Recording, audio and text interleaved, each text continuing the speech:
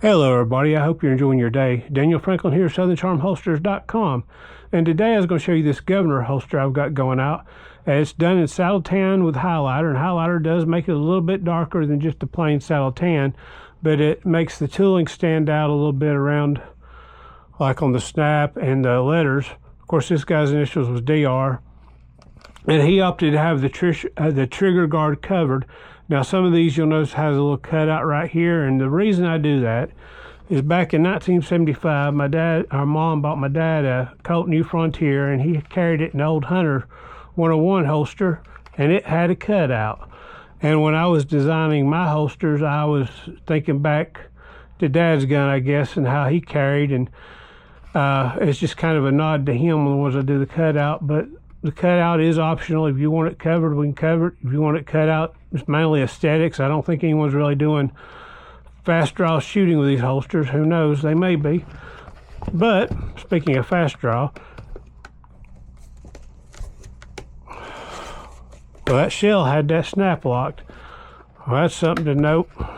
If you get one of these, push your shells on down so you can release your snap. If you have your shell pulled up like that, it's kind of like extra safety. Didn't even threat.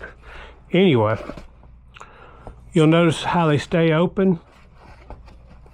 We got body to them because this welt I put on the top. When you bend that leather, it makes it firm and stiff, and that doesn't fall down. You see, I can even set this little camera on top there, and or rest my hand. It's not caving in on you. It's staying open, which makes it real easy to reholster your gun. And plus, you don't have a pinch point back here like you do on some older holsters or different styles.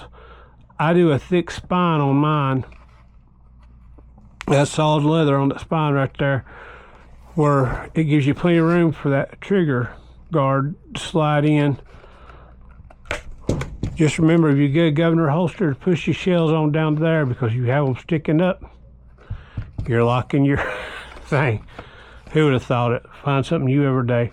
But these fit up to a 2-inch belt, and I have a little thing I use to open them up here that I made. And if you needed it for a larger belt, I can adjust. And if you wanted your brand or a logo or something else, I could do that. I'll show you some of the press tools I do. I make my own press tools, and my walls are covered with them now from past ones I've done. All these are press tools. I reverse engrave into the wood with the laser. Then I use my press and press it down. But all these are past holsters, except for the wheels. The wheels were for a friend of mine that builds wagons in the nursing home. And there's a little picture of my son that got stuck up there. But these other ones are all press tools.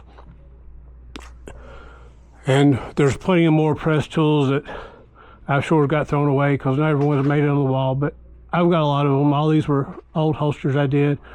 I put a grizzly bear on the toe one. We've done wolves. So if you find some black and white clip art, I can turn it into a press tool. That one went to a firefighter. And that way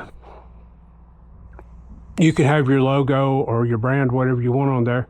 Like this one right here said Noisy Cricket. I did on the little NAAs one time. But yep, that's a press tool. Here's the press. The ones I do a lot of, I do an acrylic, like for the Colt Anaconda holster I do. The Colt Python holster. Kodiak. King Cobra. Y'all come see me. Daniel Franklin, SouthernCharmHolsters.com. Have a wonderful day. Bye.